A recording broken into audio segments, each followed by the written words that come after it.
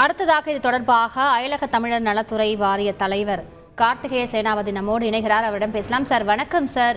இந்த தீ விபத்து தொடர்பாக அங்கு காயமுற்றவர்களுக்கு எந்த மாதிரியான நடவடிக்கைகளும் உதவிகளும் தமிழக அரசால் செய்யப்பட்டு வருகின்றன? இது தொடர்பான முழு விவரங்கள் உங்களோட பார்வை. வணக்கம்.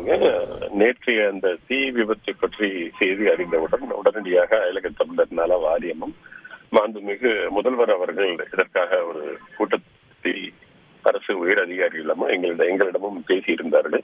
என்னென்ன நடவடிக்கை எடுக்க வேண்டுமோ, இறந்தவர்களுடைய உடலை தமிழ்நாட்டுக்கு எடுத்து வருவதற்கான நடவடிக்கையும், அதே போல ஒன்றிய அரசாங்கத்தின் வெளியுறவுத்துறை செயலாளர்களிடமும் வெளியுறவுத்துறை அமைச்சரிடமும் அங்கே குவைத்தில் இருக்கக்கூடிய இந்திய நாட்டின் தூதரிடத்திலும் பேசி தூதர் அவர்கள் முழு நேரமாக அங்கேயே கேம்ப் செய்து அங்கே இருக்கக்கூடிய அந்த நிவாரண பணிகளை பார்த்து வருகிறார்கள். அயலக தமிழர் நல வாரியத்தின் உறுப்பினர் திரு துபாய் மீரான் அவர்களும் அங்கே இருந்து வேலைகளை பார்த்து வருகிறார்கள். தமிழ் சங்கங்கள், பல்வேறு தமிழ் சங்கங்கள், தமிழ் அமைப்புகள் அங்கே இருந்து உதவி செய்து வருகிறார்கள். அது மட்டுமன்றி யார் யாருக்கெல்லாம் காயமாயிருக்கிறதோ, இந்த விபத்திலே காயம் ஏற்பட்டவர்களுக்கு முதல் உதவியை முடித்துக் கொண்டு தமிழ்நாட்டுக்கு வந்து அவர்களுக்கு மருத்துவ உதவி தேவை, மருத்துவம் அவர்களுக்கு தொடர்ந்து மருத்துவ உதவி தேவை என்றால் அதை தமிழ்நாடு அரசு அயலக தமிழர் நல வாரியம் செய்து கொடுக்கும் என்பதையும் நாங்கள் தெரிவித்திருக்கின்றோம்.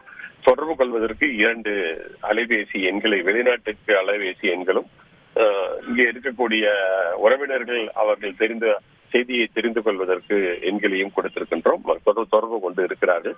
இதுவரைக்கும் 4 பேருன்னு சொல்லி உறுதியாக செய்திகள், இறந்தவர்கள் எண்ணிக்கை வந்திருக்கிறது.